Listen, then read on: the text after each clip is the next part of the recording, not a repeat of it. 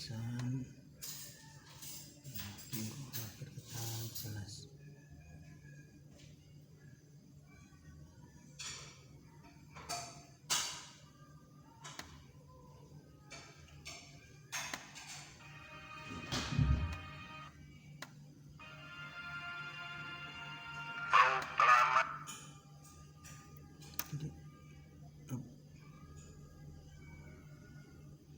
Ya begitulah ya bedanya tahun 1945 dan di tahun 2020 meskipun dalam keadaan yang masih merdeka.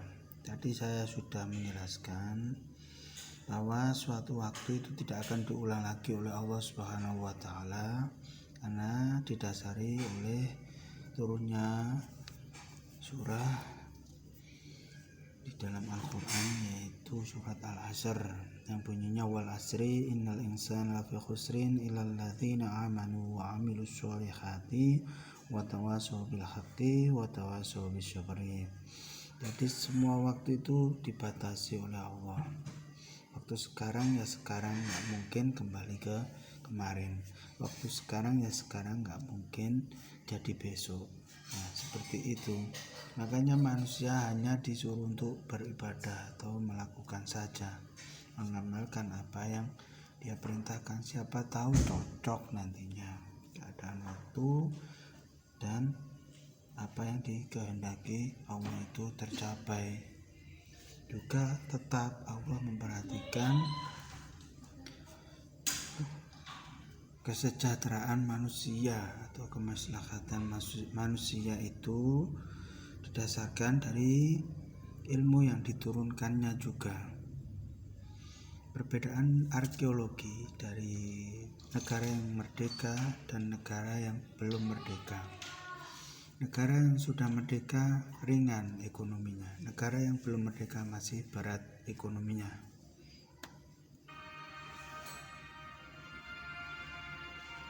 Proklamasi kami bangsa Indonesia dengan ini menyatakan kemerdekaan Indonesia. Hal-hal yang mengenai pemindahan kekuasaan dan lain-lain diselenggarakan dengan cara saksama dan dalam tempo yang sesingkat-singkatnya. Jakarta, 17 Agustus 1945, atas nama bangsa Indonesia, Soekarno Hatta. Nah, itulah bukti bahwa proklamasi kemerdekaan telah diproklamirkan oleh tokoh kebangsaan suatu negara, yaitu Presiden Soekarno dan wakil presidennya yang sekarang dilantik jadi pemangku jabatannya ya, wakil presidennya Dr. Andes Muhammad Hatta ya, maksudnya dari ganjalan yang terjadi di era merdeka, awal merdeka dahulu, seperti ringannya tidak sesuai dengan ringannya sekarang. Ringannya sekarang itu ekonomi mudah, kalau zaman dahulu ringannya itu karena ekonomi masih sulit masalahnya. Seperti itu ya, tonton lagi ya.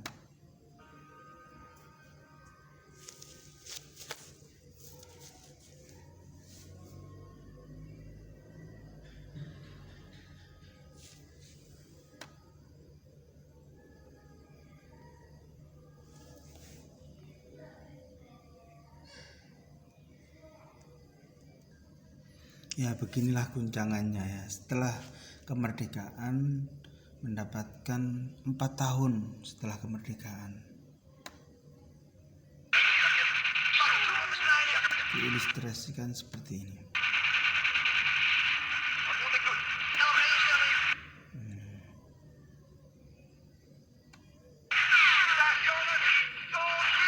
Ada serangan umum pada 21 Maret 1949. Nah ini serangan umum 1 Maret 1949.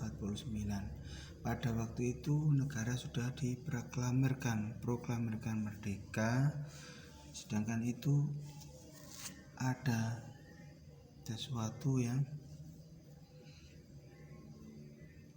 membuat kisruh pada keadaan sudah merdeka.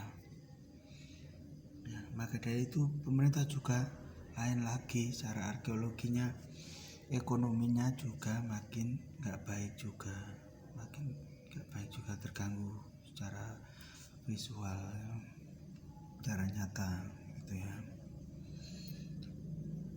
Secara nyata fiskal atau visual kalkulasi ekonomi menjadi agak berat. Seperti ini, ada kejadian perang lagi pada tahun 1949.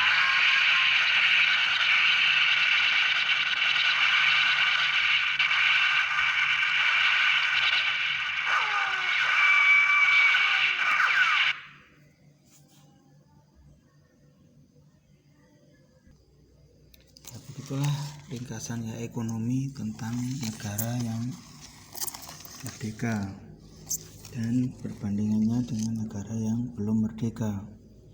Seandainya negara kita belum merdeka, betapa sulitnya menanggung ekonomi di masa pandemi coronavirus atau COVID-19. Apa yang bisa kita lakukan seandainya itu terjadi pada negara kita? Tetapi alhamdulillah negara kita kan sudah merdeka. Berarti merdeka itu ya satu kali itu diproklamirkan akan berlangsung untuk selama-lamanya. Dasar apa yang mendasari seperti itu?